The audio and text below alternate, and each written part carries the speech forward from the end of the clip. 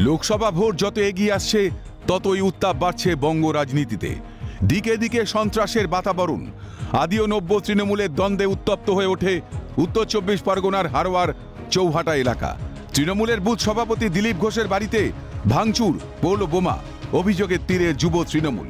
ঘটনায় আবারও প্রকাশ্যে তৃণমূলের গোষ্ঠীদ্বন্দ্ব।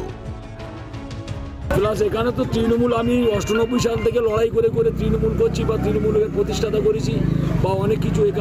এখানে তৃণমূল যারা আমাদের গ্রামের লোক যারা আছে তারা এদেরকে মানে না বা বরদাস্ত করে না। এরা আরও কয়েকদিন ধরে বোমাবাজি করেছে, আমার হামলা করেছে যুব তৃণমূল। এখন যারা হয়েছে তারা যুব তৃণমূল না, আদার্স পার্টির লোক উইথি যোগ দিয়ে আমার উপর টর্চারিং চলছে। সঙ্গে সঙ্গে ভাঙচুর করে আমার দোকান লুট করে দেয়, ভাঙচুর করে দেরিকে ফেলে দেরিকে চলে গেল সব।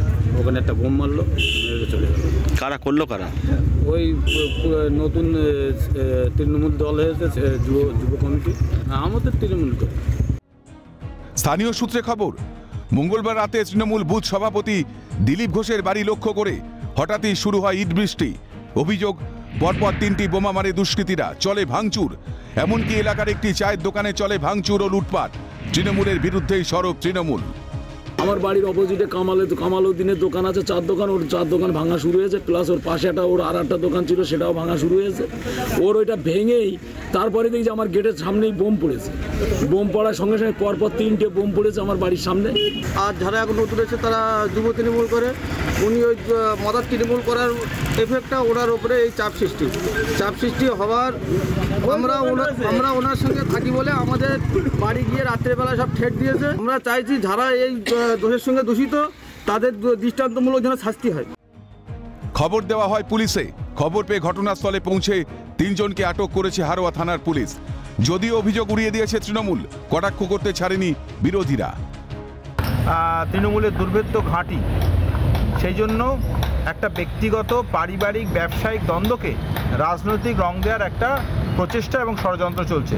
এর সঙ্গে রাজনৈতিক কোনো সম্পর্ক নেই। আর যিনি নিজে তৃণমূল কংগ্রেসের কর্মী হিসেবে দাবি করছেন, তিনি কত মাপের তৃণমূল নেতা আমাদের জানা নেই।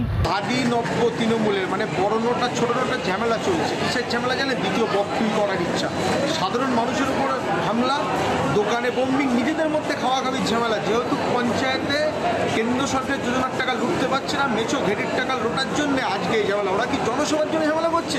একদম না। গোষ্ঠী কোন্দলের তাপ যে ক্রমশই ছড়াচ্ছে তা জানান দিচ্ছে এদিনের এই ঘটনা।